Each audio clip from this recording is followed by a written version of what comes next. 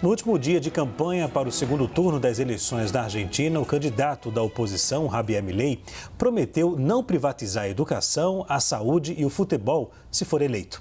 É uma mudança de tom do ultraliberal que disse ainda que a classe política mente para assustar a população e manter os privilégios. Milei afirmou mais uma vez que vai acabar com a inflação e usou a frase: "A esperança vai vencer o medo". Já a equipe de Sérgio Massa tem focado nas mulheres que vivem em centros urbanos.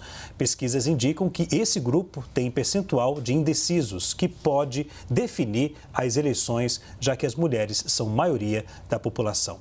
Os argentinos vão às urnas neste domingo escolher o próximo presidente em uma disputa acirrada.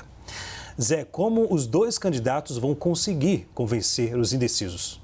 Bem, eu acredito que numa campanha eleitoral, todo discurso político ele se prende a dois pontos, que eu vou utilizar uma linguagem figurada: a mente e o coração. Você tem que ter discursos voltados à racionalidade e discursos voltados à emoção. Numa reta final de campanha polarizada, há uma tendência ao discurso ser mais emocional, a ser mais voltado ao coração. Porque é nesse momento em que a racionalidade já exauriu a argumentação. Então você faz um apelo maior à emoção. E aí nós vemos as situações dos candidatos sendo colocadas. Massa buscando uma postura mais recuada. Ele não alterou só o tom, não, ele alterou o conteúdo quando ele fala das privatizações que ele está negando. Claro, ele altera o conteúdo, porque deve ter pesquisas que mostram a ele que aquilo pegou mal. Já o Milei, ele altera o conteúdo, eu errei aqui. O Milei, ele altera o conteúdo, ou seja, ele não é só uma questão de forma. O Massa, ele investe na questão emocional, na questão passional, na questão de dizer, olha, se você soltar armas, olha o que vai acontecer. E pega, dentro daquilo que a sociedade já conhece, experienciada, argumentos fortes. O próprio Milei cometeu alguns erros, a meu ver, de racionalidade que desperta ataques no plano da emoção. Então, acho que ainda a eleição está definida, mas, de certa forma, a sensação que a gente tem aqui de fora é que justamente o Massa acertou melhor o seu discurso nessa reta final de campanha a partir de alguns equívocos praticados pelo Milei. Claro.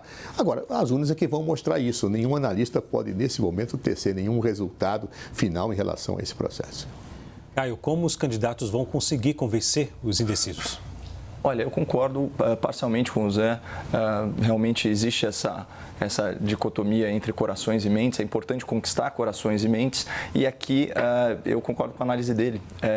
Você tem um candidato trabalhando mais a racionalidade, inclusive modulando as suas propostas, como foi bem observado pelo Dr. Zé Eduardo.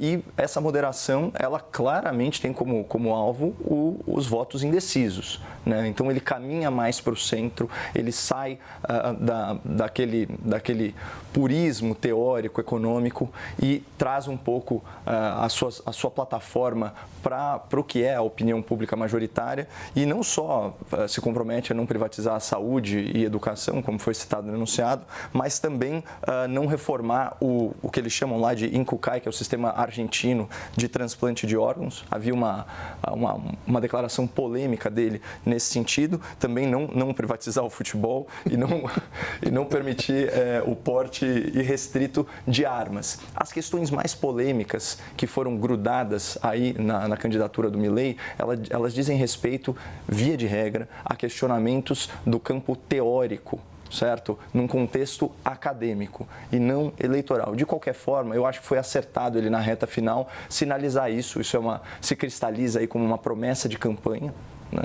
E, de certa forma, ele debela, ele combate as narrativas, né, do seu opositor, que essencialmente está indo atrás dos corações, né? Uma propaganda altamente emocional, né, que trabalha aí para instaurar o medo em relação ao outro candidato. E daí, eu não sei se foi intencional ou não, de aproveitar o slogan de campanha até do Partido dos Trabalhadores, não vou me recordar exatamente qual eleição, acredito que 2002, que a esperança vai vencer o medo. Mas ele complementou, ele disse o seguinte: peço que o medo não vença a esperança e ganhe a liberdade. E esse tem sido o tom da sua campanha, né? Romper aí com o paternalismo estatal e permitir maior liberdade econômica para alçar a Argentina a um papel protagonista como ela já teve em décadas anteriores.